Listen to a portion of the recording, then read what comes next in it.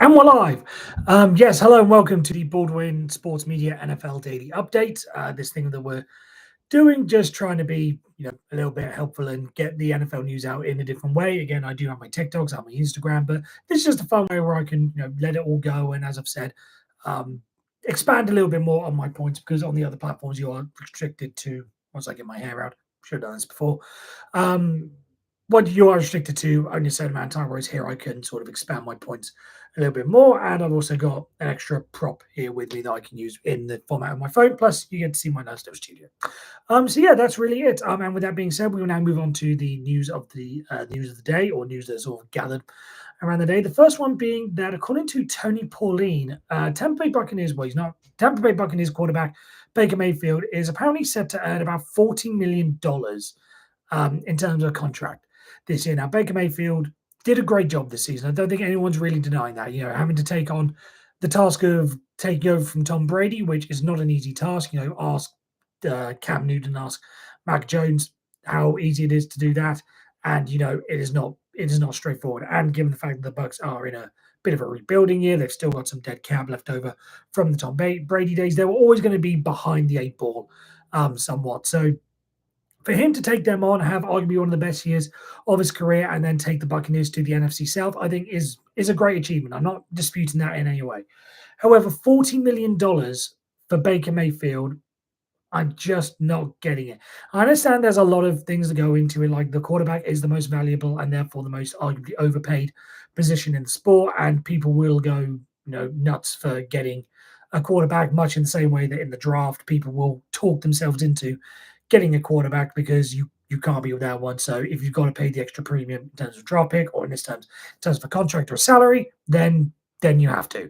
So I understand that much. However, I still just don't think the Baker Mayfield is worth 40 million. If I just take a little bit of an example here from I just went on Spot Rack earlier today, and this was a list of just a couple of quarterbacks that he would sort of be in the ballpark of. And again, I've done this by annual average salary or average salary, whichever one AAV stands for.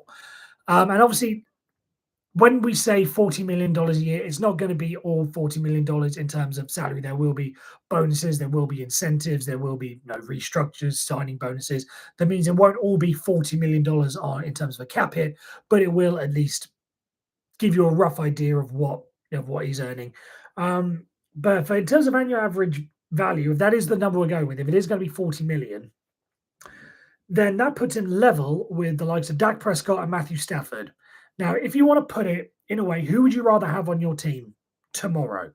Again, Stafford, maybe in terms of his age, you might want to maybe have a bit of a risk, but I would still rather have Matt Stafford on the team. And I would also much rather have Dak Prescott on my team. Again, I do like Baker Mayfield. I wanted him when he was coming out of college from Oklahoma. I thought he may be a guy to replace Big Ben Roethlisberger one day. That didn't happen. And again, I did like him with the Browns. Again, not everything worked out there, but I was always sort of fighting his corner because I did like him, and I was rooting for him with the Panthers and with the Rams last year. So again, this isn't an anti Baker Mayfield thing, but I would rather have Dak Prescott on my team.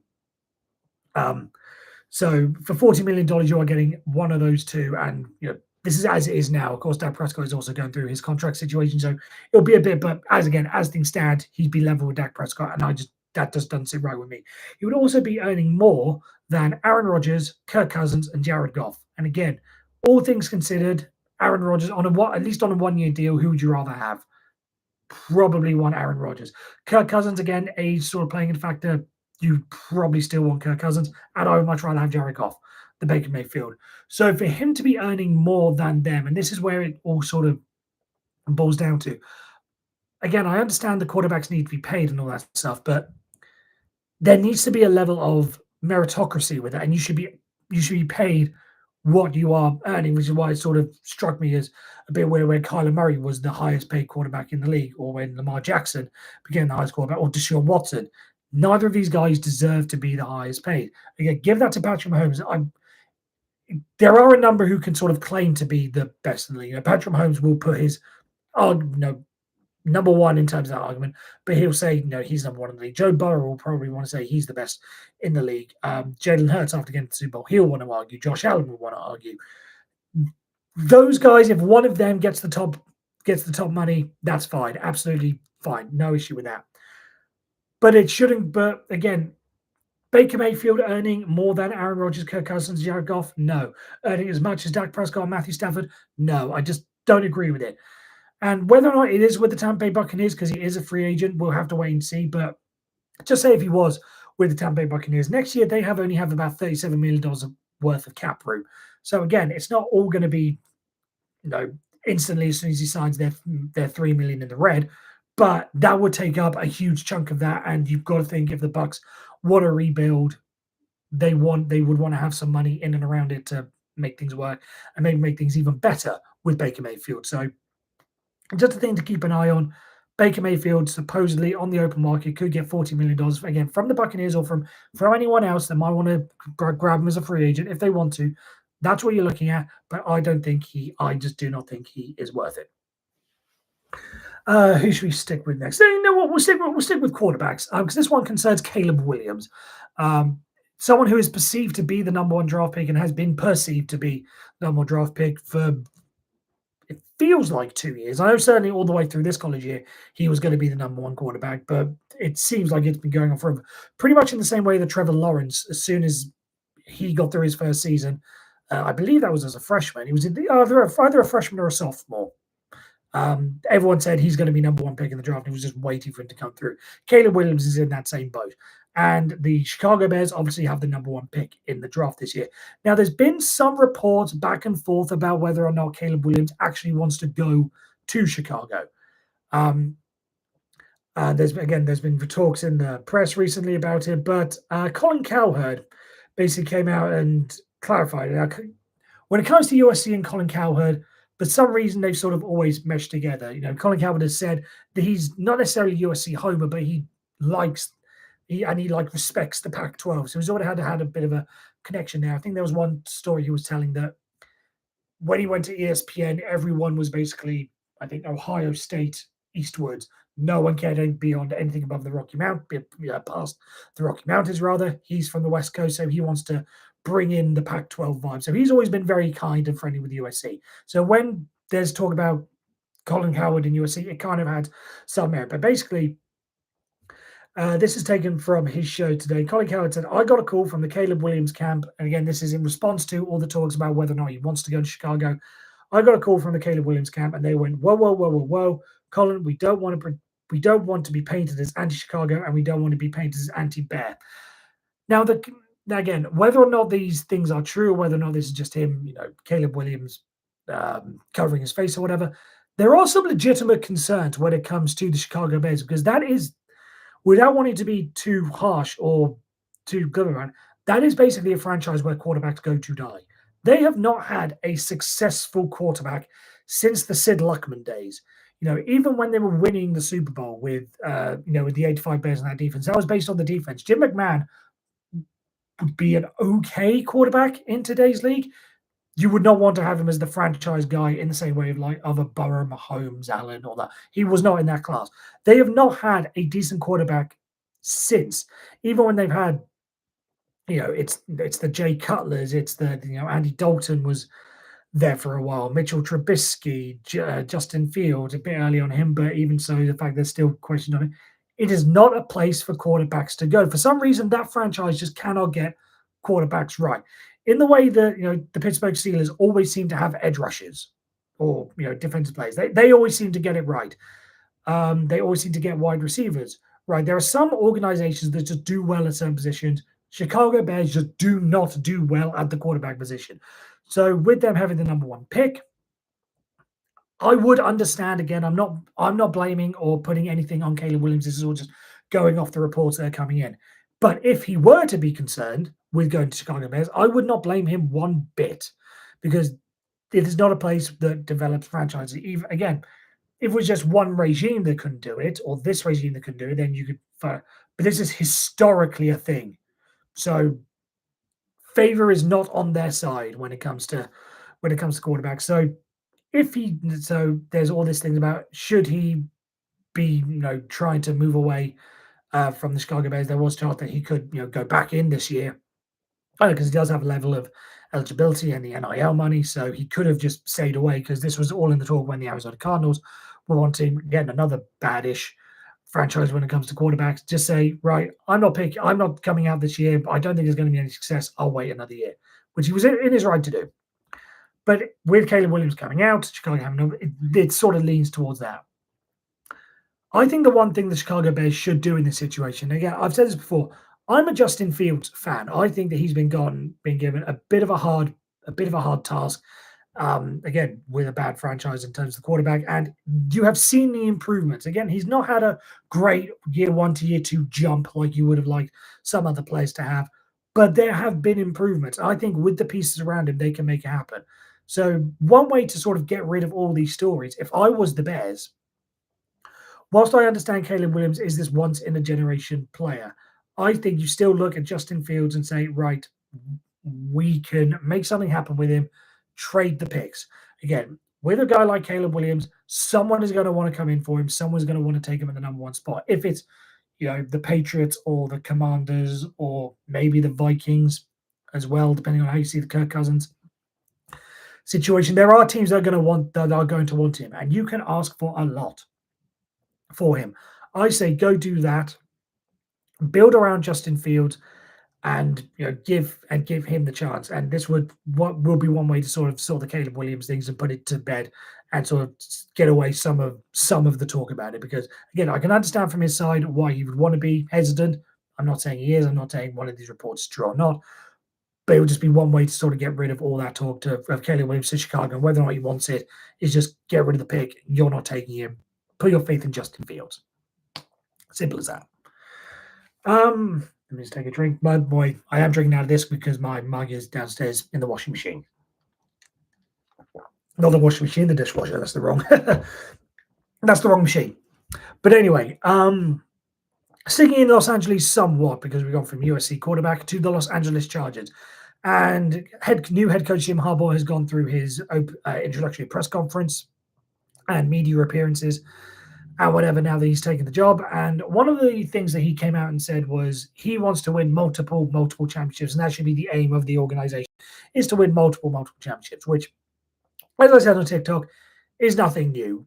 Any coach, any new player would want to come in and say that's the, it's a cliche answer. It's saying something by saying nothing, in effect, or saying nothing by saying something. I forget which way around that works. But his comments were by Pro Football Hall of Famer and Dallas Cowboys legend Michael Irvin. And he thinks that the Los Angeles Chargers are going to be in the hunt this season. He was saying this on Undisputed with Skip Bayless and I believe it's Keyshawn Johnson is the other guy on the panel. But Michael Irvin saying they are going to be in the hunt this year. Now, on the surface, that might seem a little bit far-fetched because you look at the division that they're in, for instance, the AFC West, you would assume that is the Kansas City Chiefs to lose. Regardless of what next year is going to look like, that is theirs to lose. Sean Payton with the Broncos, if they get to sort themselves out, they're going to be in contention. Even the AFC as a whole, the Bengals are going to be coming back. The Ravens are not going to be sticking around. The Jaguars probably make the playoffs if they sort themselves out and don't mess up towards the end. The Texans are there. It's a very stacked AFC, so it's going to be very hard to do. And also, when you look at the fact, going from the playoffs, how many teams go from out of the playoffs to, let's say, a conference championship game and be in the hunt to be considered Super Bowl contenders within that 1 year. It very, very rarely happens. When it comes to Jim Harbaugh, he is someone who can have an instant success. You look at his record in college. When he was at San Diego, he had a winning record his first year there. Losing record in his first year at Stanford, but Stanford is always a bit of a tricky place to work with because you've got academic reasoning there, and it's not as easy to get the caliber of players that you want. It takes a little bit of time to get the program up and running and in your image, as it were. So we'll leave Stanford aside. But then he goes to the NFL, and with the 49ers, conference championship in his first year, Super Bowl appearance in his second year, conference championship in his third year. So again, instant success. And back at the University of Michigan, winning season right away. Could have been even better if it weren't for that really bad. I'm sure you've seen the play at some point. The bubble punt against Michigan State could have made things, could have made things a little bit better. But losing again, winning season, taking the 10 wins straight away. He's a winner wherever he goes, and he can have an instant impact on a team. So when you look at the Chargers as a team with Justin Herbert, with Keenan Allen, who Jim Harbaugh says is going to be a really, really big part of all this, the tools are there. And, the Chargers aren't necessarily a bad team. Yes, they fell away last year, but the year before, they were in the playoffs and had a big lead against the Jaguars, but just collapsed. Whether that's a mental thing or whether there was fatigue or whatever, but they are a very good team. And they just needed that little extra 10, 15, 20% to get them over that hurdle and get them over the top. And Jim Harbaugh is someone that can do that. So it might seem a bit strange to see that the Chargers are going to be contending for a Super Bowl right away, but it wouldn't necessarily be out of Jim Harbaugh's wheelhouse to go and do it. He's done it wherever he goes, and he has the talent to make it happen. So do not necessarily. I'm not going to say that the Chargers are instantly Super Bowl favorites. Far from it. But I think they'll make the playoffs. I think they'll win a playoff game. And I think a conference championship appearance, again, not necessarily go on and win and then go to the Super Bowl, but it's not impossible for this Chargers team. If they can sort themselves out, they can do it. And Jim Harbaugh is the man to do so. So yeah, just watch out for the Chargers, because Jim Harbaugh can have things turned around in an instant. He's proved it, and my money's on that he'll do it again. And our final story of the day, and this one does concern money. It's a bit of a funny one, so we can be a little bit more serious. As I somehow slam the chair on the ground, I need to get a better chair for this. But basically, story has emerged. I really do need to find the screenshot here because it's too funny to sort of. Basically, the mother of Christian McCaffrey, the star running back running back and wide receiver for the San Francisco 49ers, basically complaining that they and the family didn't get a suite for the Super Bowl, and basically having a bit of a pop at McCaffrey, sort of say, "Oh, Mr. Moneybags over there, and he still can't get a suite." And it has turned out, according to reports, Christian McCaffrey's fiance, Olivia Culpo, bought the suite for Christian McCaffrey's mom, Lisa McCaffrey's birthday, and it is reported to have cost $2 million. Now, when you hear that number, $2 million for a suite at the Super Bowl. Now, we know the Super Bowl, the prices are astronomical. I know that, if they somehow managed to configure to get the Super Bowl at Heinz Field, and the Steelers were playing as the home team, I wouldn't be able to go, even though it's 15 minutes away. Even though it's 15 minutes away from me, because the entry level prices for the tickets are in the thousands. I would love to hear anyone that managed to get, unless this was one of those that they bought as soon as they went on sale, and it was the last seat back in the nosebleeds or whatever, restricted view. Anyone who was in the 3 digits for that number, so $999 down. I'd be surprised if anyone managed to get that for the Super Bowl. We know how much they are. But even the suite, $2 million for a suite. I can kind of understand why Christian McCaffrey might not want to fork out that money for a suite. Again, I'm pretty sure he has the money. He's signed big contracts. He's probably got a whole bunch of endorsements. He definitely has the money to cover it. But at the same time, I applaud him for being frugal, because I think that sort of says a little bit about his character and what he's going to be like, post football.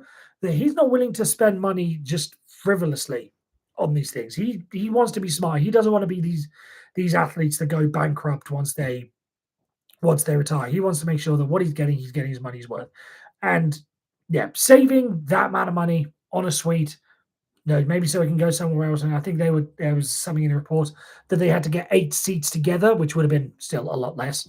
In the stands, very reasonable, but in the end they did get a suite. But I think we just need $2 million for a suite. Again, we get it to Super Bowl, we get it to Las Vegas again, where things are always going to be a little bit more zhuzhed and entertained up. But that sort of money for a suite kind of tells you where the NFL, I mean, not necessarily where the NFL's gone, everyone knows where the NFL's gone, but quite the extraordinary lengths of how just selective and individual the big events like this. It is no longer for fans. And it is kind of worrying because there will be Chiefs fans who probably are going to this Super Bowl, but are only going because they didn't go last year, and probably vice versa. They went last year, but now can't afford to go this year because I doubt anyone's got the money to spend on two Super Bowl tickets in a row, supporting their team. So I think it's slightly annoying. Again, we understand that that's the way things go, but for the Super Bowl, at least, with all the money that's coming in from all the extra sources from the advertising and everything like that, and the extra marketing, can we at least make the things a little bit more affordable, just so that everyday fans can go and get there on a more regular basis, at least? That's all I ask for, NFL. But anyway, yeah, that is the end of today's news session. Yeah, thanks very much for hanging out this week. Again, this is still a gradual learning process behind this, but hopefully we're getting better and we're getting more streamlined and more organized, and hopefully the set's starting to look a little bit better. For instance, I can still see some improvements, but again, we're working on it. But yeah, thanks very much for tuning in. Don't forget you can like and subscribe and comment. I encourage all forms of interaction, whether it be on this channel, whether it be live, whether it be afterwards. I do go back and look at the videos afterwards. Feel free to share. You can like and subscribe on my other social medias, which are down in the description below. Feel free to give them a look, where I've got daily content on TikTok, Instagram, and the website. Yeah, that's pretty much it. So next week is going to be Super Bowl week. Hopefully, there's going to be a lot more stories, and there's going to be a lot more news and talking points and pundits to, and some comments to analyze. And maybe, well, not maybe, because I don't want to wish on anyone, but maybe there'll be some injury news coming out of Super Bowl preparation week and all that sort of stuff. And, looking forward to the final game of the year and the great stage of this Super Bowl. So, yeah, don't forget, reach out. I look forward to it all. And until I see you guys next time, you guys all take care.